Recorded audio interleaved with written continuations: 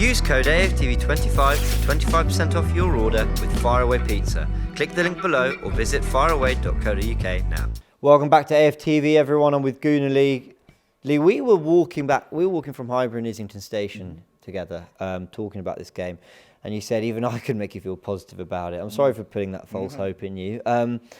But that even fell short of what the pessimists were expecting of Arsenal today, surely. Yeah, sure. I think, look, that was a real shock. I think, I kind of had my reservations about what I thought certain players, namely Holding would do and could do. But, I mean, I don't think it should be individualised to players, in any player today, because I think the whole team was shocking. I think genuinely my man of the match in terms of an outfield player was Reece Nelson.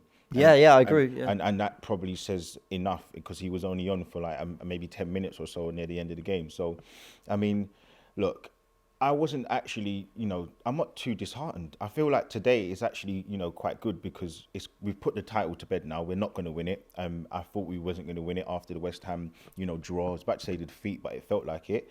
And I think, look, we can always feel that there's a bit of optimism, but I have no optimism in terms of winning the league. It's just about right now not finishing the league with too many defeats because we've got some difficult games, and I think there's easily a chance that we can go out with a whimper here, and I don't want that. And I think I said to you earlier on, funny enough, when we were walking to the studio earlier on, this team have been fantastic all season. The manager has been fantastic all season, namely those first 14 games prior to the World Cup starting. And they've shown us something. I just think in the last 10 games, well, the squeaky bum time, business end of the season, the team haven't shown up. And I think, it's just something where they've got this thing with them. Last April, we played, I believe, Crystal Palace, Southampton, we lost, and another game. We lost 3 games in a row.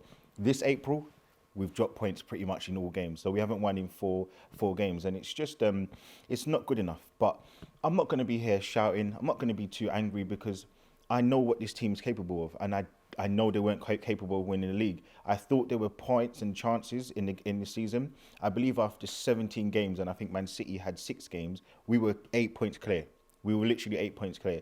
And ever since then, it's been teetering on the edge, I believe. I think it's been very, very close. And it's annoying because it almost feels a bit like what's happened is Man City didn't play well the first half of the season. There were points where they just weren't doing things they should have been doing, and they were almost giving us the title. And we know we walked through that door. We walked through the door and we were top and we were looking good. And it's almost like not only have we kind of had this present and given it back to them, but we've given it with extra on top. Because we're just almost like going out on a whimper, drawing against West Ham, drawing against Liverpool in an advantageous position. So, yeah, overall, look, I'm not going to keep going on about players. Holding, listen, you're not good enough. I can talk about anyone today that wasn't good enough. Zinchenko, I literally think you forgot what team you played for today because you literally, I'm sure your success rate was better handing the ball over to Man City than rather passing to your own teammates. Jesus, I genuinely don't think that there would have been any difference if I saw Lacazette playing up front today or Jesus playing up front today. I could keep going on and on and on. But can I add, sorry to cut you, Arteta's got to learn from this too. Yep. Because I think you're right to say you're not going to single out Holding, whatever. I thought Holding was rubbish today. I thought pretty much everyone was, as you mentioned, Reece Nelson. I thought other players weren't given much of a chance of getting into the game, the likes of Martinelli and Saka and all that. But Arteta, there are moments where I hate, you know what line I hate? When everyone goes, oh, so you think you know better than the manager? Yeah. And fans for ages have said, if you want to play this same style, this high line, this high press, this all that, you've got to find a solution to Holding in their back line.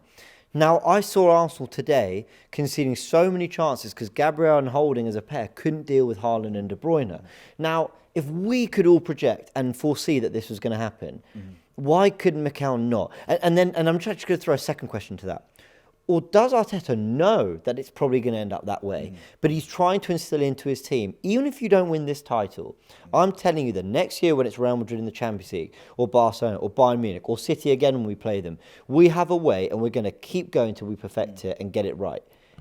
Which is it? Is it the long game or is it incredibly naive and arrogant? I think it is a little bit of, I think he's just used to his tactics, and the inability to be flexible is something which I think we lauded and we put at Wenger's door, I think something he needs to do. We've seen Pep now make changes, and he does things where, you know, he does kind of try to counteract the opposition. Arteta doesn't really do that. He's stuck in his ways, and I think going on with that, I think today he probably thought, you know what, I've got here with this formation, with this team, and I'm going to try and ride out with this team, and whatever happens, what happens. But if you look at the game plan, what was the game plan today? I actually can't think. Like, I was agree it to isolate the left-hand side? Was it to try and go through the middle? It just seemed like we couldn't get it out. We couldn't do anything. And normally you see Arteta whole season clapping, like going out and doing his hand signals. He was just a bit like pensive a little bit today. And it didn't seem like he didn't have an idea. And I think the team kind of, again, from there, just sort of made the game go past. Do you know what? Sorry, I keep cutting you. It's fine. your fan cam. But you touched on something that I thought was really interesting. That he did look completely flat. Yeah. And actually, you touch on the game plan. I often think sometimes when people talk about football after, and they throw around things like tactics, and they say things like, "What was the game plan?" I kind of think that's just a bit of a cliche you're throwing out there. But in this one, I agree with you, because our defence was kind of following them all over the pitch, man marking, but we weren't pressing on their centre backs when we had the ball. So I was also a bit like, well, are we trying to press, or are we trying to sit off? And I didn't really get what we were trying to do in this game. I literally can't even tell you. I can't really look at it and say, well, this was the plan.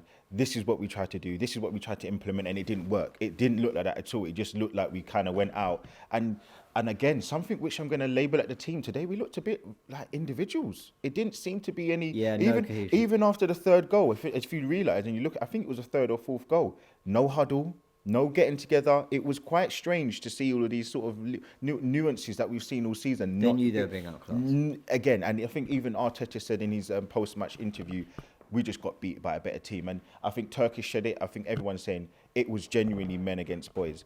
May not be in age, but in terms of performance, it really was. It was as well. So I think, look, overall, the disappointment is there, but I'm just hoping Arteta learns from this. I think, as I tried to say it on the stream, and I've said it to people, one thing I do like about Arteta, he does seem to learn from his mistakes. And I think today was a huge mistake. I think the mistake against Liverpool, the mistake against Southampton, this mistake against West Ham, let's hope that he learns from this, because we're going to be in more competitions, a harder competition next season. We're going to have more teams fighting for the Premier League next season. And we don't want to see a regression. We want to see progression. We want to see what we spoke about when we was on the way here, about this could be our Liverpool season in 17-18, and then we move on to winning the title maybe a season or 2 seasons afterwards.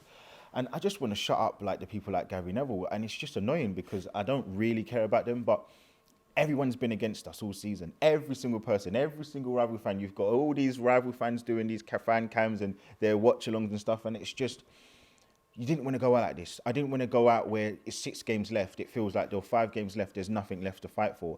And ultimately, we're going to leave with nothing. And there are other things, other intangibles. I feel more connected with the team. The team's really young and really growing, but it does feel like, it's a bit of a shame how it's going to go out. But well done to the team.